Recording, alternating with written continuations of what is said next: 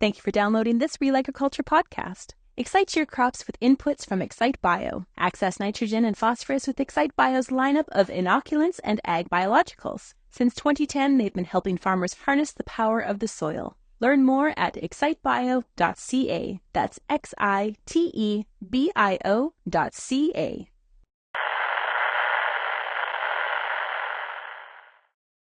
Welcome to The Truth About Ag.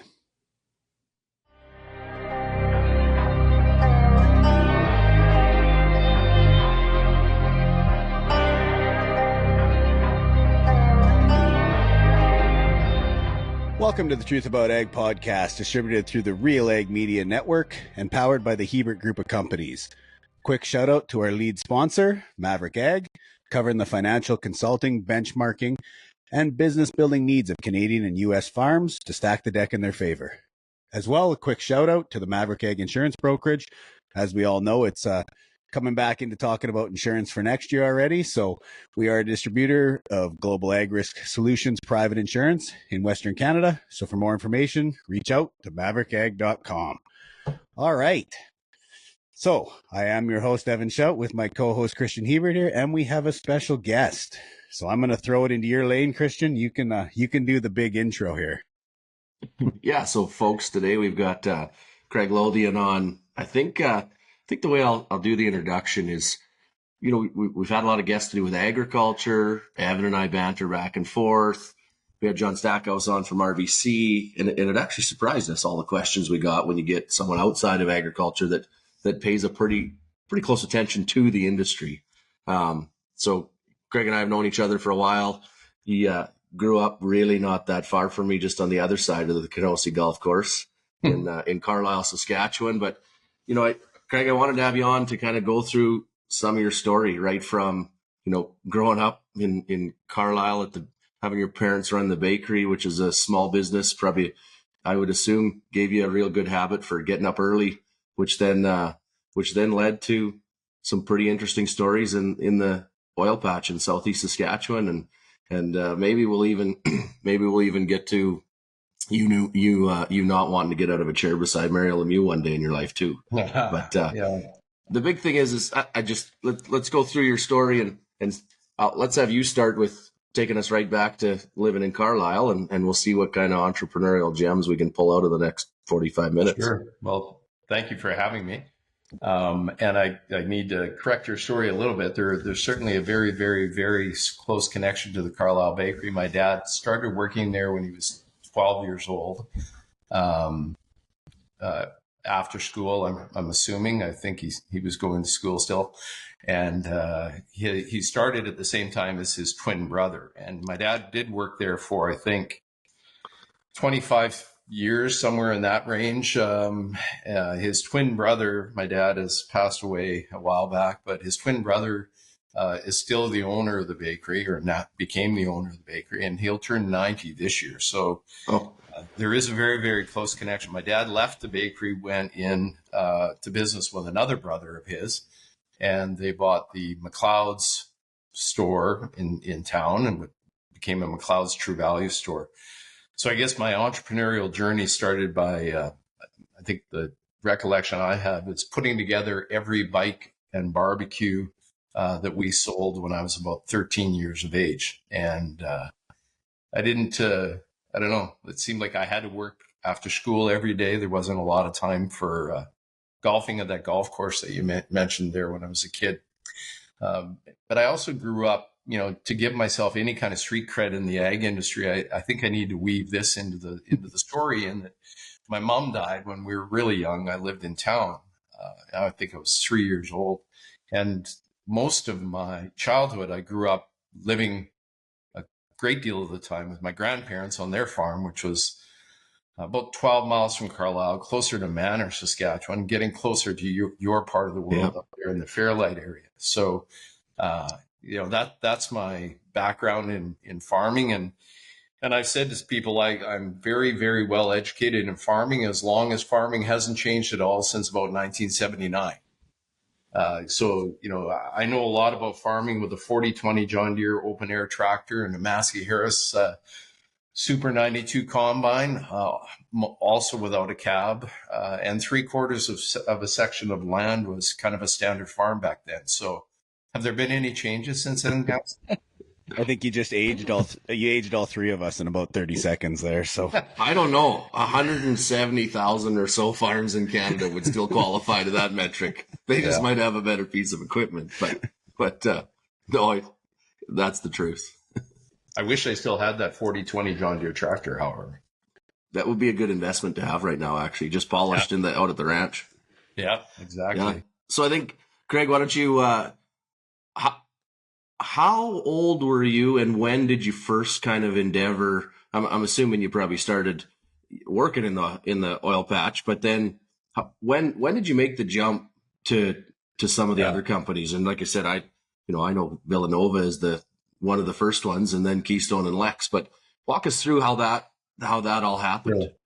Yeah. So I went, I grew up around oil in the Carlisle, has always had an oil presence. There's still a significant oil company presence in the town. They were, when you lived in Carlisle and you understood the importance of the sector to a community. My dad's hardware store was very successful, and in terms of key generators, tourism was certainly a big one with 2 lakes nearby. But the oil industry was far and away the biggest factor in terms of making his business a success. And then I had some relatives that were in the oil business in Calgary, and kind of learned a little bit about it from there. Went to university and went into law school. Not sure why I thought I wanted to be a lawyer at that time. Graduated from law school, had a job offer, an assigned job offer from a law firm in Calgary to go work out there. Graduated in 88, so I would have got that offer in my second year. And before I finished my studies, my third year of law school, I got a letter from them saying, the oil market has crashed, and we've laid off 60% of the lawyers in our oil and gas section, which I think was about 25 or 30 lawyers, and we're prepared to honor your articles. So if you want to come to Calgary and work for, I think it was $1,300 or $1,400 a month, we'll take you for 12 months of articles, and then we're gonna let you go, and we're letting you know now that we're gonna let you go. So that didn't seem like a very good plan. I had decent amount of student debt at the time, and so I had to pivot. I had to scramble to try and find a job because everyone gets hired for articles in their second year. Found a little firm in Regina, started working there, but didn't really give up the dream of being an oil and gas guy. So I just, had no oil and gas clients, but I went out to Calgary. There wasn't an internet back then. I couldn't search online and find, who are the oil companies, but you could get information from Energy and Mines, as it was known then, and see who was drilling in the province. And I would just literally cold call or door knock in office buildings in Calgary and say, I had a business card, and I prepared some sort of a little brochure, and I said, hey, I'm a lawyer. I'm doing oil and gas work in Saskatchewan, in Regina. I'm not sure whether you have somebody out there or not, but if you don't, happy to do your work. And it was amazing how many people said to me, yeah, we do a lot of, legal work in Saskatchewan, and we have a lawyer there, and I can't remember his name or her name. We've never met them, and built an oil and gas practice, essentially, doing that word of mouth. But I had I was really interested in the industry. So after about, building that, becoming a partner in a law firm, I think I realized probably about the first day I practiced law that I hated practicing law. And it didn't take me a lot longer after that, maybe, to realize that I wasn't really probably that good at it either. I think it was okay, but I wasn't great. My daughter, who's my lawyer and a lot of stuff now, is a way better lawyer than I am, or ever was. And I was always spending, whenever I was working on an oil and gas file, was spending more time looking at what they were doing in their business, how they were doing it. You could see, you had a pretty good idea how much money they were making, and I realized, I was working a lot harder at times, and certainly at their beck and call at all times. And they were more successful probably than I was. So it took me about 5 years before I started to pivot. First company was actually called Flatland, appropriately enough, being in Saskatchewan. And it was a guy who was from Calgary and started a company. All the lands were in Saskatchewan, raised a little bit of money, and we invested in it. We didn't have a lot of money at that time. And, I always talk about my commitment level at that time. And I was pretty committed to the investors because we put a second mortgage or took out a secured loan against our house at that time. And my wife still is a lawyer, but was a practicing lawyer, a litigator who also did family law, divorce law. So, when people would ask me, are you committed to this? I told them I'm extremely committed. So we started the company. The fellow in Calgary at one point decided he wanted to sell it. Oil was at, I think, a 30-year inflation adjusted low at that time. And I just said, I don't think this is a good time to sell. So I raised a bit more money, typical friends and family, bought out all the people that kind of came in from his side, and moved the operation to Regina. And then for a period of time, I kept one foot in the law practice, which was on Hamilton Street, and our office was on Broad Street. And I'd scamper back and forth from one office to the other, trying to be in both worlds. But I fell in love with the oil industry, and I fell in love with the people, the characters, legendary characters in the Canadian energy sector and beyond. And it didn't take me very long to decide that I think my true calling, and certainly where my heart was in the oil industry. So we started with Flatland, sold that 3 or 4 years later, and had I think about a 2.5x on that. Seemed to be kind of easy. You put your money in. Had a lot of bumps on that road in that company, but ultimately had a good result. And then at the same time found an asset run by a guy who I'd done coincidentally a little bit of legal work, and he was out of Pittsburgh, Pennsylvania, and Pennsylvania is the Keystone State. And he had started a company in 1954, incorporated in Saskatchewan, called Keystone Petroleums. And at that time they had, I think, about 130,000 acres of mineral title in Saskatchewan. And he was 89 years old, and he was looking to sell the company. And so I kind of, while I was selling Flatland, I was raising additional money, and ended up buying that company, raised $5.9 million, I think was the purchase price on the company. I raised about half of that from myself, friends and family, a few other contacts that I had. I think one of the cool stories is I took the financials pro forma for the company to KPMG, actually, to get them to take a look at it. And I think I needed a rolled up pro forma financial statement. And at that time, there were 4 partners at the KPMG office in Regina. And the partner that I had, Mark Lang at the time, he said he's interested in investing if there was any room, and his 3 partners all came in as well. And that was, of course, before the accounting community decided that they had restrictions against doing stuff like that. They were also, of course, then they were my auditor for the company ultimately. And they all had to sell except for one who had kind of been, maybe moving towards retirement. And he was able to hang on to it.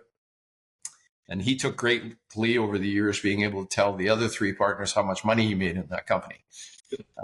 And then, you can Google it. And when you've raised money and stood in front of as many investors as I have over the years, you get kind of used to standing up there feeling a little bit naked. When I remember distinctly the first time somebody asked me how much I was investing in whatever company it was we were raising money for. And I told him a number, and he said, yeah, okay, so what? But like, how much money have you got? And you're in a room full of people, and you can dodge that and, say, I used to give a pat answer saying, well, my wife was a former divorce lawyer. So, I think that's a pretty material number. But at some point, you just have to actually say, well, it's X percent of my net worth. And so you can Google this if you want to fact check it. But in April of 2022, we sold that company that we raised the 5.9 million. It was almost half of it was debt. So we really only had about 3 million of equity. We sold it for $85 million was the face value at the time we sold. But the cool part about the story is because it ultimately grew, we had 500,000 acres of fee title, had a lot more production. A little thing called the Bakken play came along in that time period, which was certainly something we never thought there was any oil, or we didn't think you'd ever get oil out of the Bakken when we bought it. So we were lucky, not smart, but we'd also pulled over 80 million of dividends out of the company over the 20 years that we ran the company. So that was an extremely successful entity. And during that time, we used it as a platform because it had all this land. We used it as a springboard or a base to create more oil companies. More when people think about oil companies that we would raise money, drill wells, hopefully find oil, build it up, usually into the 1,000 barrel a day range, and then we would typically exit by selling to a public company in Calgary. And we did 3 companies. The Keystone Petroleum ultimately became Keystone Royalty Corp, which was a land company that we sold in April of 2022. But we did 2 other Keystone Energy entities, and we did 4 Villanova companies. It became too confusing for people because I'd say to them, yeah, I'm raising money for Keystone Energy Inc. And they'd say, well, I thought you sold that. And I said, well, no, that was Keystone Energy Corp. They go, well, what's the difference? I go, well, Corp is one word and Inc. period is another word. And so we finally decided, well, we need a new brand. And my college basketball team, when I paid attention to college basketball, was Villanova. So I was quite surprised actually when the name wasn't trademarked in Canada and we were able to use that. So we created and sold 4 Villanova companies, and you guys, I think Maverick Ag has been an investor in some of those. So thank you very much for that. And we're on the 5th entity now, but I was CEO founder of the first 2, and then I was not for 1, and then I came back in Villanova 4 because a thing called COVID came along and oil went to 20 a barrel or less for a little while, and we were in trouble. And I decided I was the biggest shareholder. I was the executive chair of the board still, and decided we needed to cut costs. And when I looked around to figure out how I could cut costs, and I cut costs, I got rid of the water cooler. It's a legendary story around our office about if you think Craig isn't prepared to focus on the bottom line. I was here the day that a guy came in and he actually took all of the water bottles that we had left on a trolley, one at a time. And then he took the water cooler that had been sitting there for the last 15 years because it was rented as well. But I saved more money by firing the CEO because he was making the most, and the CEO at the time didn't really want to cut costs. Well, he didn't want to cut as deep as I wanted to. Yeah. So I got rid of him and stepped it back in as acting CEO. Thought this COVID thing in the market turn would be fairly short-lived. Maybe I'd do this for 6 months. So I put my hand up to the board and said, I'll do it, and I'll do it for 0. That'll be my comp. And they all thought that was a great number. They didn't have any objections to that number. And I think I was the acting CEO of that company for almost 2 years till we sold it. And every Villanova company, I think our Villanova record floats around depending on who's raising money at any given time. And but across the board, we averaged close to a 3x on all 4 of the Villanova companies that we built and sold. Keystone Royalty Corp was a 26x, not including the dividends. So, everyone says when I'm trying to raise money for Villanova's, they were always like, "Well, I want in that one." And I said, "Well, yeah, let's get a time machine. We'll go back to 2004 together, and you can do that." But our track record was really good. But in Villanova 4, we actually had a multiple on capital of 0.5. So, it stands out glaringly in terms of the rest of them, but it was a perfect example of, and I think one of the similarities between your primary business, ag, and my primary business of energy is we're price takers, and we control what we control. But we can't control the price of oil. At least I haven't been able to figure out a way to do that. And we raised money for Villanova 4. Oil was close to $100 a barrel. Land prices were off the chart. Service costs were off the chart. And then we started drilling and started producing that oil when oil was dropping, and it went down to 60 and then 50, 40. And then COVID hit and it went to 20. And even though we were able to, ride it out, we stayed alive by not having a lot of debt. I've always been very, very unleveraged in all of our businesses, and we certainly were not anywhere near trouble in terms of our debt levels. But we stayed alive by doing a significant down round, and the investors that came in the last raise made a good return. But the original investors including me, ended up losing about half their money. But Evan, we could pull like 10 similarities about agriculture out there. There's a couple glaring ones, though. One, I thought, and we'll go deeper into this, that you actually fell in love with oil because of the characters in it, right? Which I always say that I'm addicted to the game of business. Farming just happens to be the one I picked, but people are everything, right? The relationships are how you build the business, which you didn't have internet, so you had to door knock. I could use internet, but then the characters probably not only that you partnered with, but also the ones that worked with you. But the other part, commodity business person, the price drops, he fires the CEO and even gets rid of the water cooler. Shout, have you seen a farm this year look into next year's pro forma cut costs, or are they all up in costs?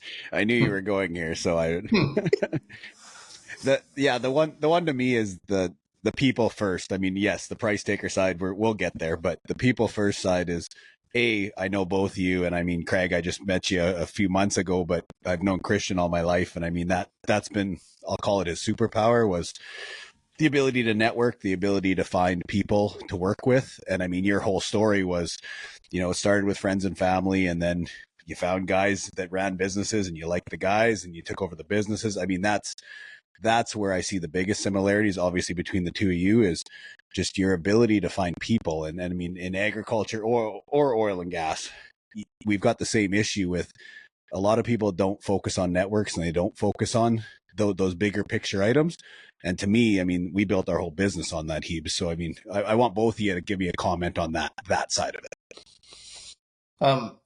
Yeah, like people is, and people I've had a lot of people ask me, you're a lawyer, recovering lawyer. What do you know about finding oil? And I only half jokingly, and I don't know who I got this from, but I couldn't find a barrel of oil at an Esso station.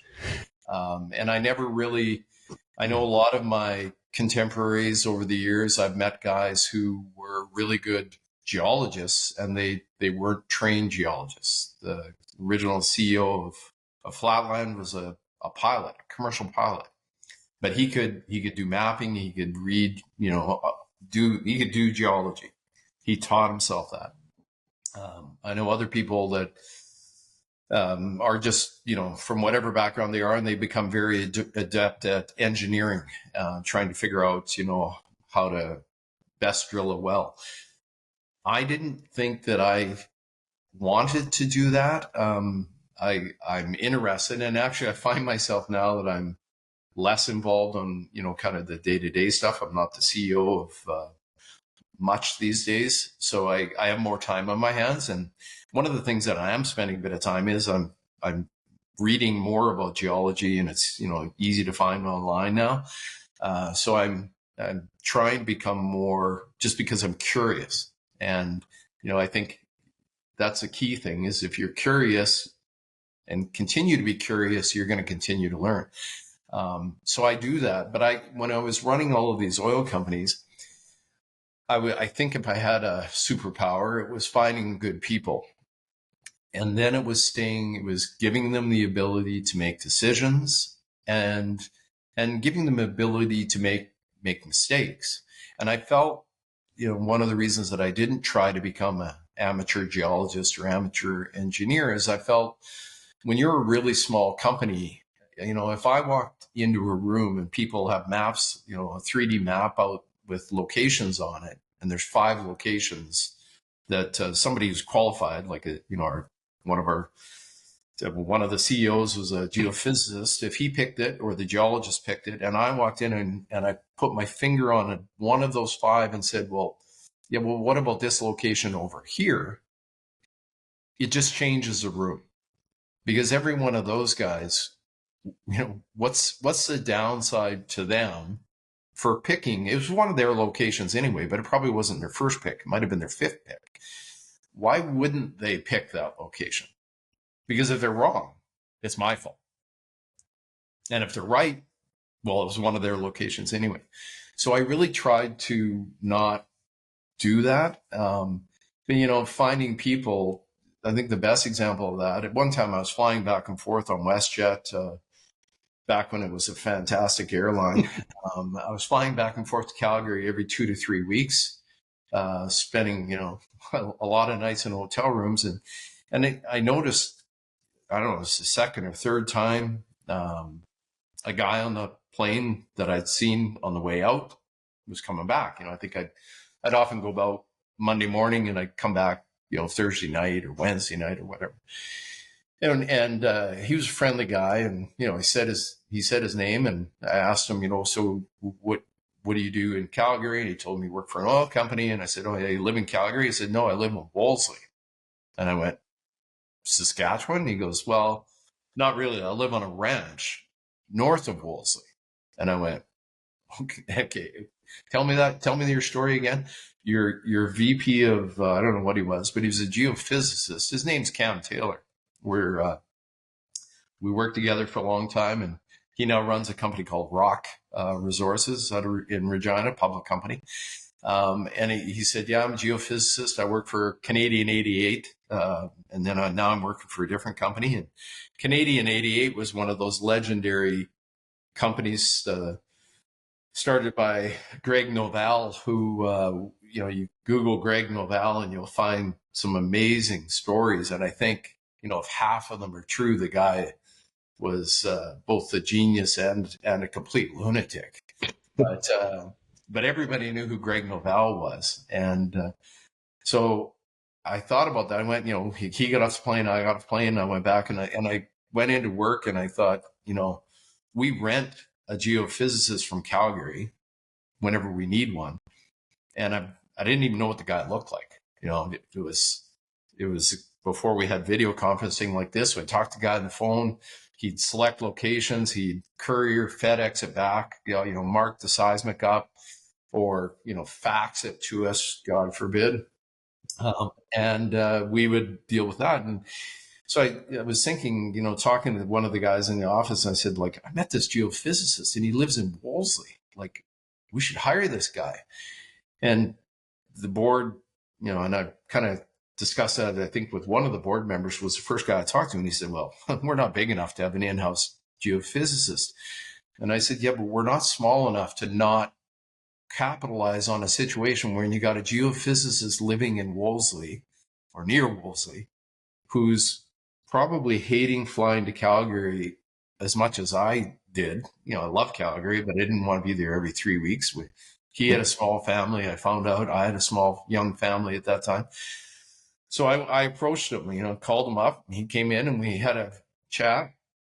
And I think it took us, about a day and a half of back and forth before we agreed. He came on board as our VP exploration.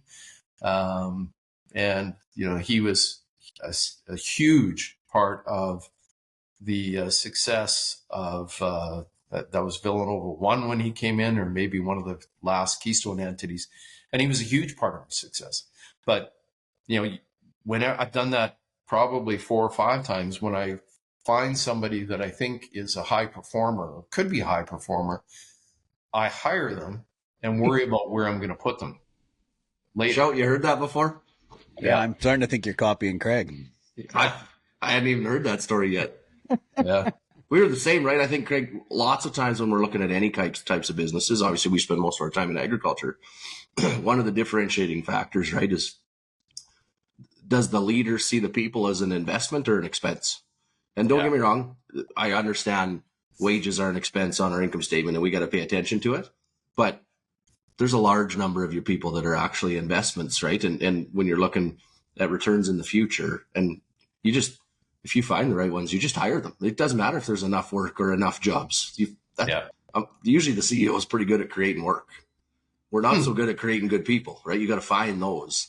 Yeah. And I think that time, and I always go back to the story of even my dad and I, right? When you say, like, not questioning your geologist, unless obviously there's probably the odd time you vetoed it, but I find one of the big issues in succession of businesses is it's not big enough for the succession yet. And so you want CEOs to start the succession plan when they're young, but they've kind of slowed down growth mode. Well, there's not 2 CEO jobs. And that's usually where a lot of successions start, hitting each other in the head. Or to be honest, there's nobody that actually even wants to be the CEO. They're just taking the job because it's their last name, right? And it kind of all goes back to your people, is find good people, find what they're good at, and then maybe trust them. And I think, Shout, you've been around Louis and I the longest. I mean, that once we kind of got to like 16,000 acres, I didn't have time to question him, and he didn't have time to question me. So it was like, is he my best person? Yeah, he is my best person. So just let him go do everything he does. It doesn't matter if it's not exactly the way I would do it, right? And I think that probably ties in with your people too, right? Is your best one specifically. You got to let them do what they're good at. It definitely does. And, when I was thinking about this podcast, when you asked me, and I love your podcast, and that's, I text Kristjan and Evan a few times and said, something about the podcast. So they obviously know that I've been listening to it. I actually didn't. I think I jokingly talked about. I sent Kristjan a picture of the carrots that I pulled out of my garden. I have a tiny little garden and some garden boxes in my house in Regina, and I picked it and sent a picture to him with the hashtag harvest 2024 or 2024 is done. Can I get on the podcast now to talk about it? Here I am. But, in terms of what you said about people and the 2 CEO jobs, when I was thinking about similarity, you've grown your operation 40,000 acres, and it's taken you, 10, 15 years to do that? Yep. The building oil companies is very similar to that, in that, your business at 40,000 acres is way different than my grandfather's, 480 acre farm was back in the day, or 640 acres, I guess, ultimately. But it took, 10 to 15 years. We sold 3 oil companies in 5 years. We sold Villanova 1, Villanova 2, and Villanova 3 in 5 years. And so the changes that you had to make as a CEO to run your 40,000 acre operation, I was making that in light speed, because I was first the CEO of a company that had no production. Yeah. I had to raise money. Then I'm the CEO that drills its first well and has like 100 barrels a day. And then, 6 months, 8 months later, in one of the companies, I'm the CEO running a 500 barrel a day company. Then I'm a CEO of a 1,000 barrel a day company running 2 rigs full time, except for the spring breakup period, or, this is an amazing stat. They shut down oil rigs when it hits occupational health and safety, shuts them down when it's minus 41. minus 40, no, minus 39, still good, minus 41. So, but there's a ton of activity going on in an oil company when you're running 2 rigs. You would have, by then we would be staffing up for that. And then in a snapshot of time, blink, then you sell, and I'm back to running, I'm the CEO of a company with no oil again. So the curve is the same, but the incline's a little steeper. Yeah. And I had to be a much different CEO at each phase of that than I was previously. And I think, frankly, if any of my former senior management people end up listening to this, they'll all be laughing or shaking their head and going, yeah, no kidding. But I was a much better CEO at the beginning. I was very good at, strategy, direction, good at raising money, and good at putting the people in their places. I wasn't good at HR. I'm not good at HR. And we never really got big enough. I finally did, in one entity, had enough people where I did hand off the HR role, and, to the extreme satisfaction and pleasure of everybody that worked with me, because I'm horrible. I'm not laughing. I'm not laughing because you're bad. Yeah. I hired my CEO, let's call him farm manager, COO, when we were like 8,000 acres and pay. If I'd have showed you what I gave him for a base salary at 8,000 acres, not only would every accountant, but including you, would shake your head at me. And it was because this exact thing. I was like, I'm going to start firing people every morning if I have to deal with this. Because you're looking at all the strategy and the raising money, and you got all these $1 million decisions to make. And then you're getting pulled over on whether we can order 5 cans of brake clean. And I know it was important to the people, right? But I couldn't separate what was important to the business and then important to the people and continue to be a happy person. Right. Well, right. Important to them and important to you are often 2 different metrics. And, and I think the thing that drove me the most crazy, and I've certainly mellowed a lot. I'm 62 now, so I've, my wife probably thinks it's time I matured. I'm getting there. But I just felt like no one wanted my job. You talked about 2 CEOs. I didn't seem to see a lot of people wanting my job when we had to go out and raise, 25, 30, 40 million, 50 million for one of the companies that we started. I think 75 million was the most we ever raised as a start, which was a company that didn't work out. So, go figure. No one really wanted that role, but they wanted it when, things were, it was clear we were going to be successful. We had money coming in, lots of production, lots of revenue coming in. Then it seemed like I had people, that were at the VP level or wherever who, were pushing to say, I think I need to move up, and there wasn't really anywhere else but my job. And, I didn't have any problem with that. I had one guy that I said, it's good that you want to be me. You want to be the CEO. It's just not good that you tell all your friends that you're going to take my job. Yeah.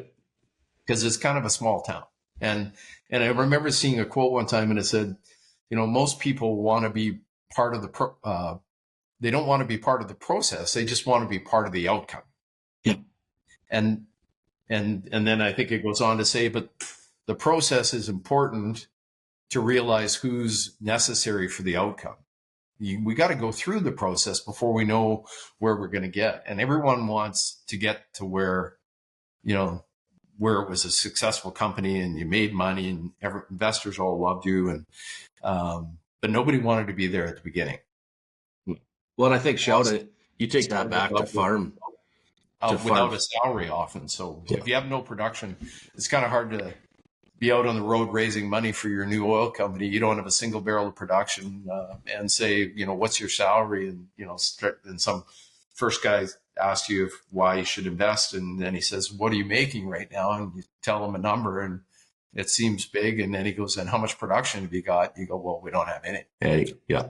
But sorry, go ahead. No. I mean, I just look at farm succession, right? I think we saw this happen. So, I mean, kind of from Louis 63, that's my dad, and I'm 41. So, I mean, there was and I would almost say from 63 to 41, that's the caveat in there where we told everybody in agriculture to go be doctors, lawyers, engineers, anything but a farmer, right?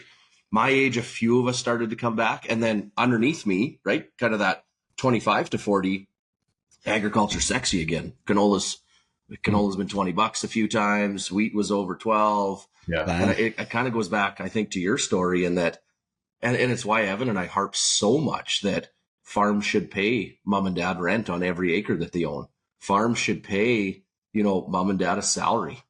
We not only do we pay those two things, we pay 5% equity on all the equity you have in the farm outside of land, because obviously you have land equity, but then you have all your other equity, and all that comes out before profit, because we think we're actually creating a monster because we've brought all these people home because of the outcome. Agriculture was pretty awesome for, to be honest, COVID wasn't that bad for agriculture. Commodities kind of went for a run after they went way down, right? And so it got really profitable. Land goes up 7, 8, 9 times, but a lot of this generation hasn't, they haven't looked at a pro forma that was severely red and said, there's only two ways to get out of this: grow more or cut expenses, right? Or get really good at the marketing side. And I would say too, I think, Shout, how many times have you heard Craig mention raising money, right? And in agriculture, there's two different ways too, right? Equity and debt. We tend to use debt more because of the land side. But I don't know, in my network, a lot of people would say it, but a lot of people that are running farms, if you ask them, what's your top 5 jobs? I don't know that any of them would say raising money. And whether you want to call that a relationship with your banker, whether you want to call that completely understanding mom and dad's land equity, and are they willing to put any of that up as collateral, right? Are you willing to talk to an investor and bring in an investor?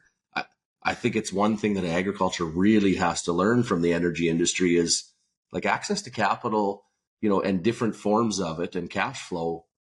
They are king. Even if you have a whole bunch of land equity, do you actually know, can I walk in the bank tomorrow and borrow $10 million against that land equity if wheat prices go to $3? Yeah. And that knowledge, I think. Hey, Shout, what do you think there? Well, yeah, and I mean that ties back into the relationship side. I mean, the whole raising money thing is foreign to agriculture. Let's be serious. I mean, even from a debt perspective, I mean, we created a company that does consulting for the debt side because that's the most underutilized that most CEOs or whatever, farm owners, whatever you want to call them, right? Yeah. And I mean, that's why we've referred to Craig more as an entrepreneur than a business owner lately, is that we get to work with a lot of business owners.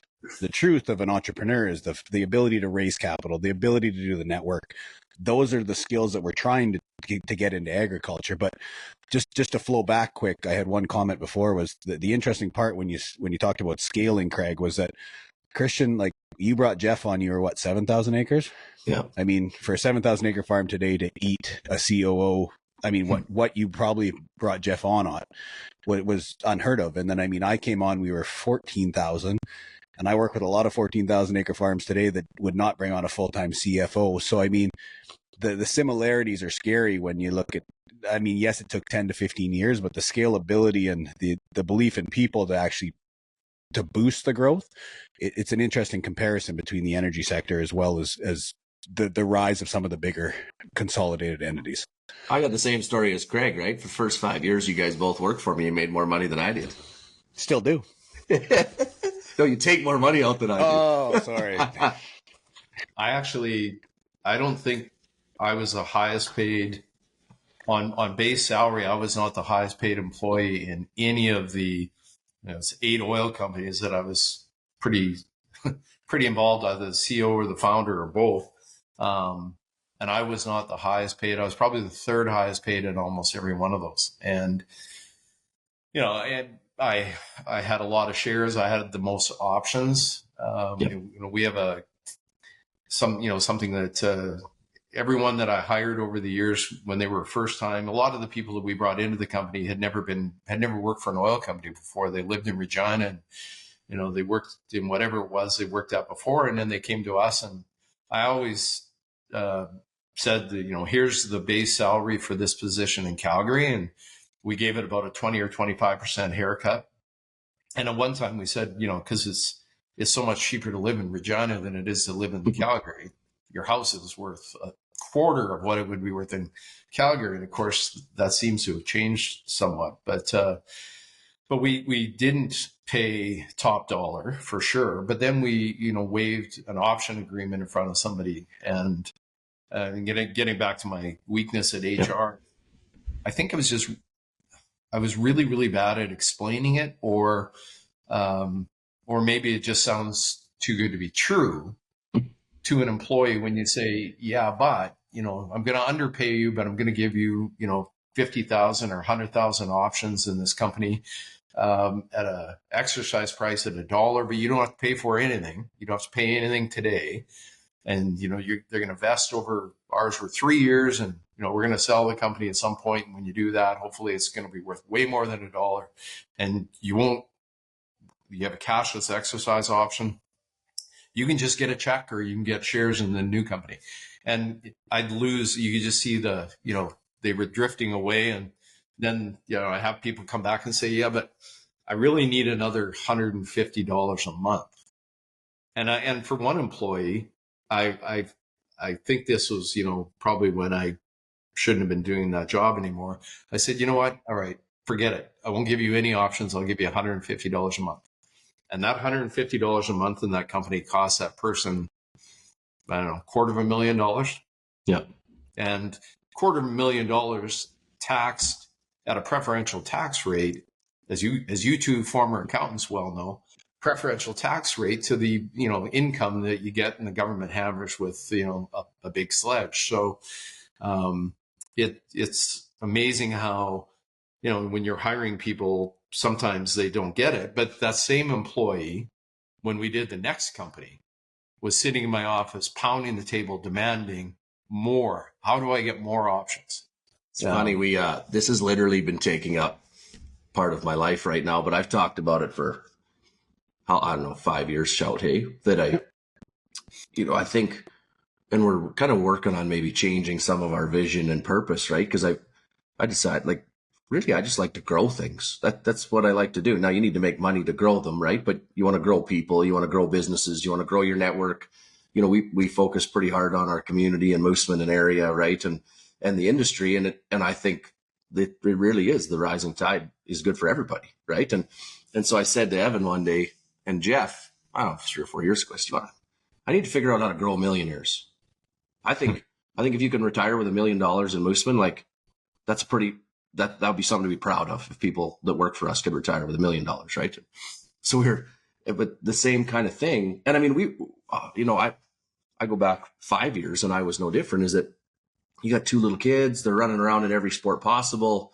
You lose sight that $150 or that $500 is what is going on the credit card every month, because everything doesn't meet. But I mean, life and your kids are a long-term game. And so it's that kind of education on how to do it. And actually, offline show, we should have a chat with Craig on some of the best structured option deals he did.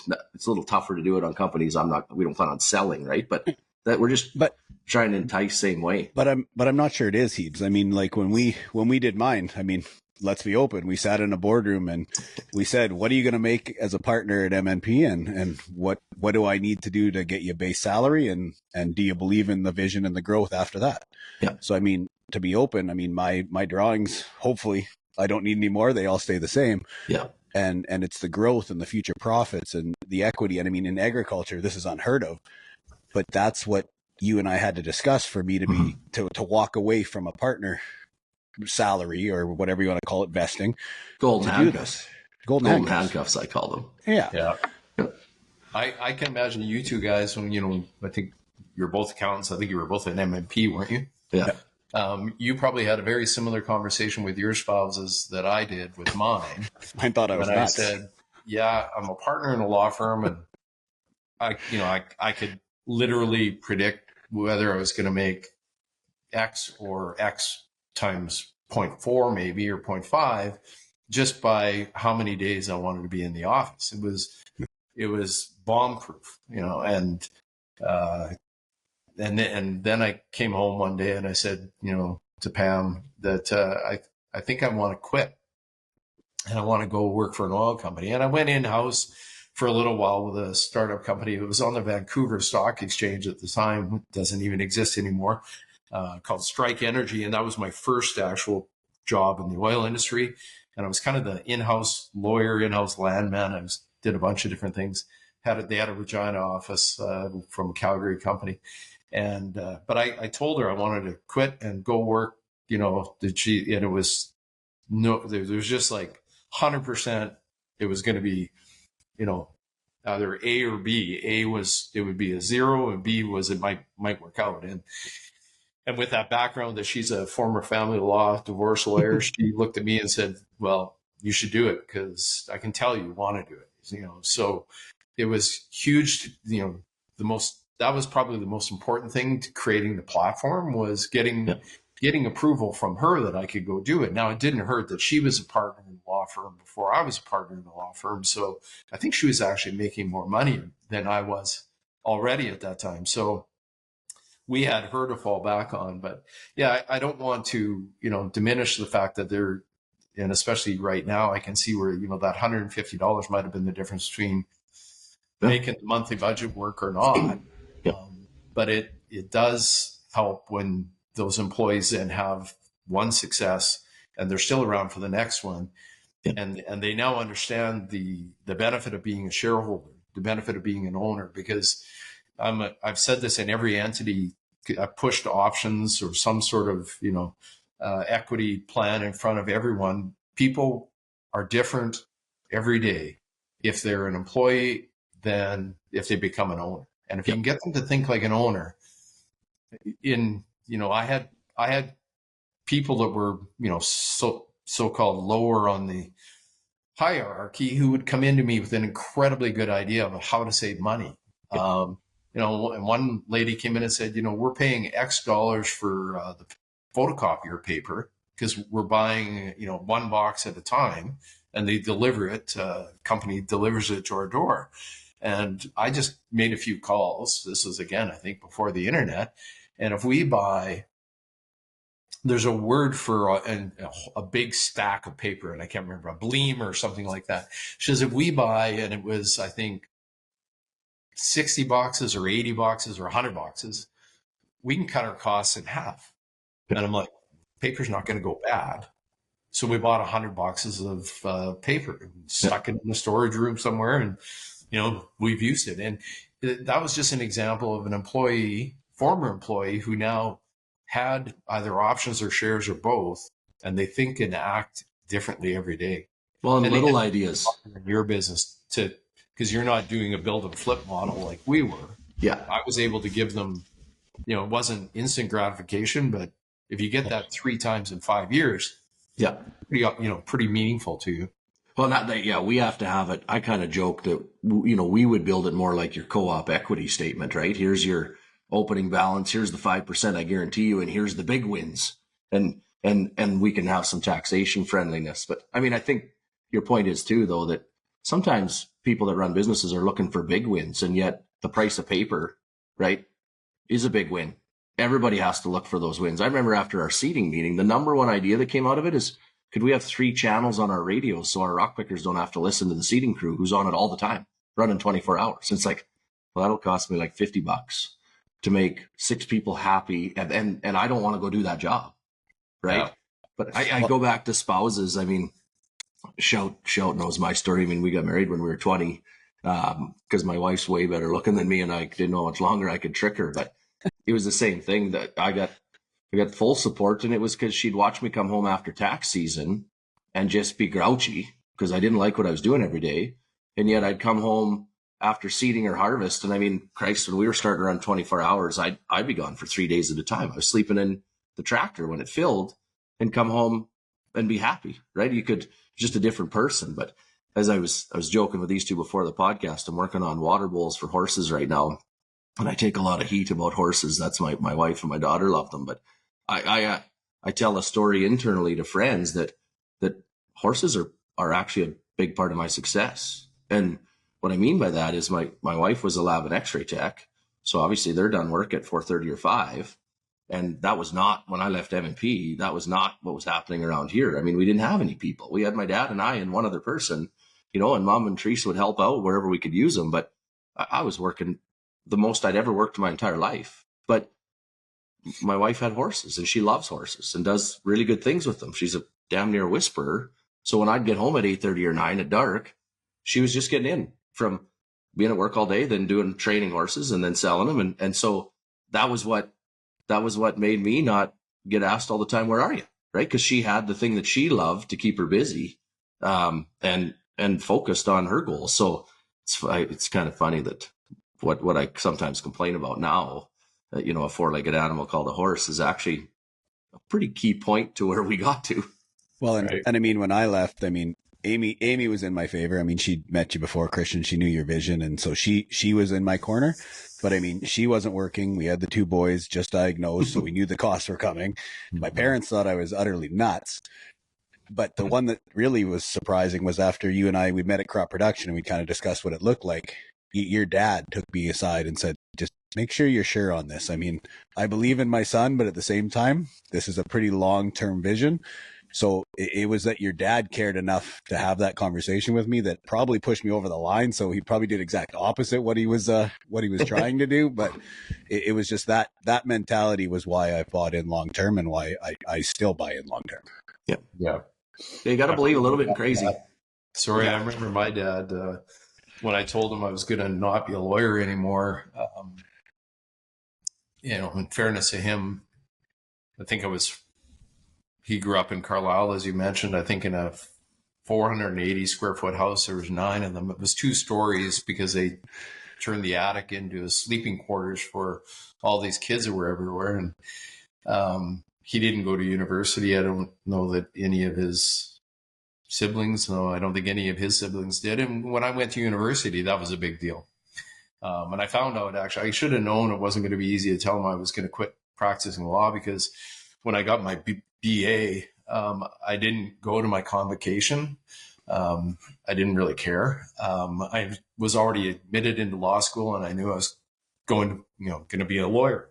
Why do I care if I have a Bachelor of Arts degree? Well, when my dad found out that there was this big convocation ceremony and somebody else, their kid was getting their degree that day, and he didn't get the right to be there, or the privilege to be there. And I felt really bad because, as he pointed out, he paid a big chunk of that 3 years of university. So I should have invited him that. But when I told him I wasn't going to be a lawyer, I wasn't going to practice anymore.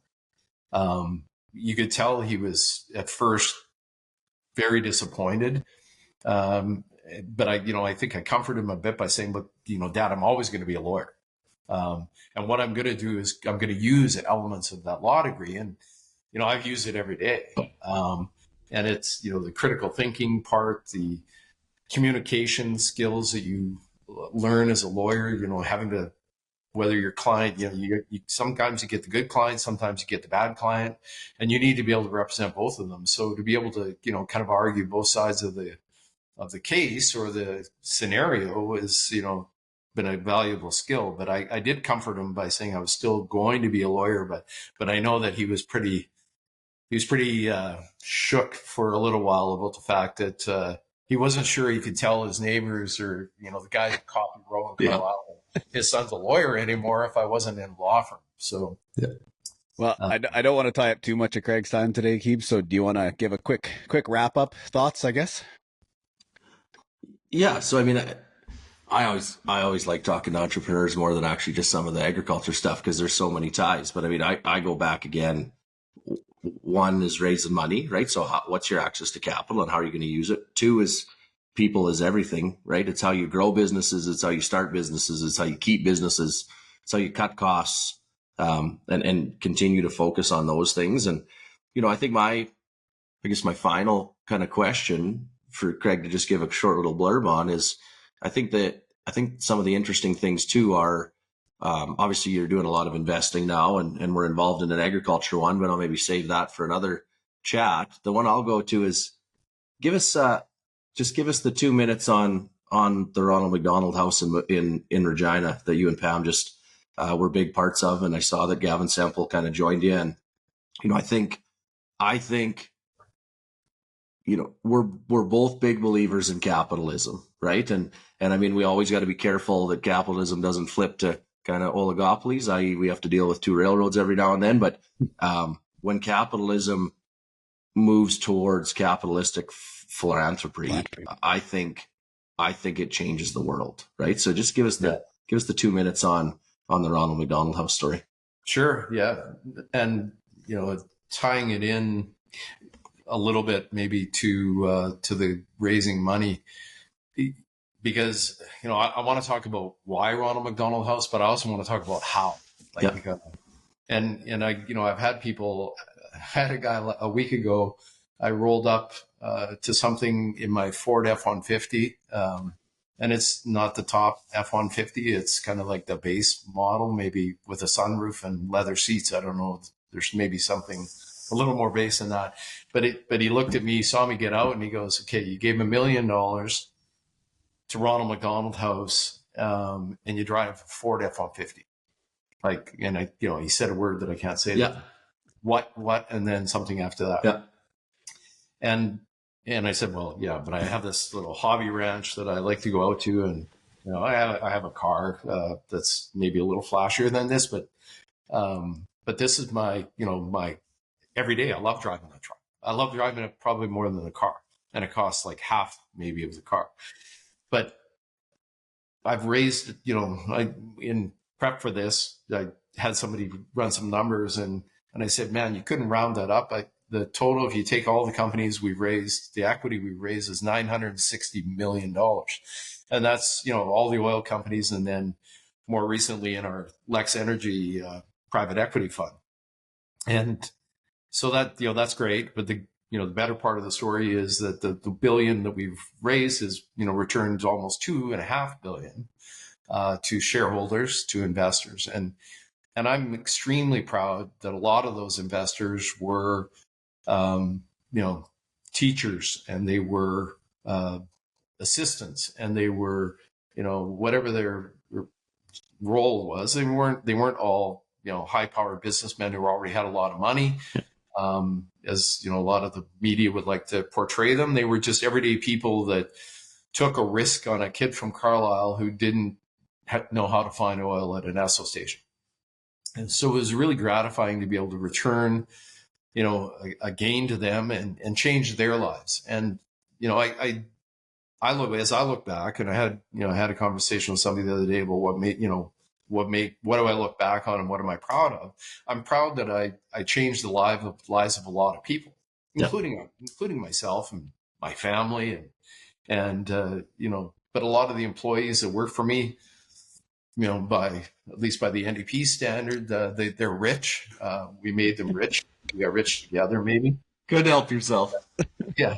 And, so that's gratifying. And then, so the how of Ronald McDonald House, I think, is as important as the why, in that Pam and I are able to donate. We committed $1 million. We've given them $500,000. The rest we're going to give them over the next couple of years as we start construction of the new Ronald McDonald House in Regina, hopefully in the next several months. And in Ronald McDonald House is, I think it hits what we support, which is children, children's health. We made a similar donation to the Jim Patterson's Children's Hospital when it was being built, and not dissimilarly on both of those, I went in with my checkbook and said, I want to give you some money. And then they said, well, we want you to be on the capital campaign. And I said, well, no, I don't want to be on the capital campaign. I'm too busy, or whatever. That was my excuse with Jim Patterson Hospital. But I just want to give you my money. And in both cases, I ended up being on the capital campaign, and ended up being the chair of the board of Jim Patterson's Hospital. So yeah, we're chairing a campaign, $16 million campaign to build it. But we wouldn't have been able to give that money without the oil industry, without the energy sector. And one of the things I like to point to back in the day when, because there's certainly lots of haters out there in the energy sector, even in this province, and certainly federally, we got there's Ottawa's full of haters of the energy industry, it seems. But I think the numbers may have changed a little bit after I left the board of the Pattison Hospital. But at one point, there were 14 companies or individuals that had given $1 million or more. And Jim Pattison gave over 50 million, 50. So like he was kind of way at the top, and then everybody else was down fairly significantly.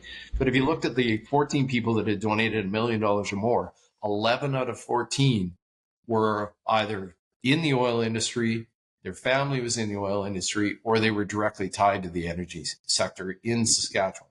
Yeah. And they're unknown names like Eldon McIntyre, who was, Jared Oils in Hazelett, Saskatchewan. The Carson family in Estevan, they were Lampman, Carlisle. Yeah. The Cugnett family in Weyburn. And when you see those names, that to me, that's why we need a healthy, robust, and profitable energy sector. And we need to quit putting all the roadblocks in front of that sector, because the money will come back to your community. It came back to my dad's McLeod's True Value hardware store in Carlisle. Saw it as a kid. It comes back into this community by, we have employees, we pay, I think, maybe a little less than they make in Calgary, but we give them a lot of upside, and they make money if we make money. And we give it back to the charities in our community. And, you were behind raising money for the Mooseman Airport expansion, and you didn't hit me up on that, which I was kind of surprised. I was waiting for it. But don't think that doesn't mean that I'm not going to hit you two guys up to support the Ronald McDonald House. And I think you did the Mooseman Airport thing just because I was also involved on the campaign to raise money for the Carlisle Airport expansion about 30 years ago, when we paved it, extended it, put in a automated light system. And I think you were just jealous that Carlisle had a better airport than you did. Frustrated me. So but I think that's how we rounded up showed is, we can talk big ideas someday, but I kind of lean the whole natural resource sector, right? Energy, critical minerals, and agriculture. They are the rural fabric of Canada. Yep. But it's not just rural, right? They drive communities, they drive charities, they drive a whole bunch of things that a lot of the world just doesn't pay attention to, right? And that's where, the Mooseman Airport I thought it was a critical service. I think locally people had to put in, $350 of town tax money. $350 is a cheap bill if your child ever needs to get to Jim's Hospital in Saskatoon fast, right? 10 million might sound like a big number. 350 is not. And it's no different than, the stories of some good friends of yours using Ronald McDonald House. That's why we get behind these campaigns. And that's why, I think the natural resource sector is so critical to Canada. And right now, we've kind of handcuffed both hands behind its back and said, why aren't you still giving us what you did 20 years ago? So we'll leave the political one to the next one, because I guess this won't get released for a couple of weeks, Shell, but we got to watch the Saskatchewan election last night. So Craig and I were texting back and forth. But, I think it's fair to say we're both big supporters of the natural resource sector. I got good friends that have done really well in energy. My best man at my wedding still in the industry, and meet more and more in the critical mineral industry. And I think it's got a lot of upside into the future with everything that's going on. But, I think it's time probably that the three industries band together to finally wield, a big hammer in Ottawa instead of going at it separately. But that might be the dream. I like it. So I want to thank Craig again. You've set our new record for time on this. We're about 20 minutes longer than usual. So so I'll give you props for that one. And remember to like, share, subscribe. And in the end, it's just the truth about ag. Thanks for joining us. The Truth About Ag podcast is a proud member of the Hebert Group, which includes Hebert Grain Ventures, Maverick Ag, and Farmer Coach. We appreciate the support. Lastly, please like, comment, share, subscribe, and ring the bell. And if you have questions for a future podcast, please leave in the comments below. Thanks for listening.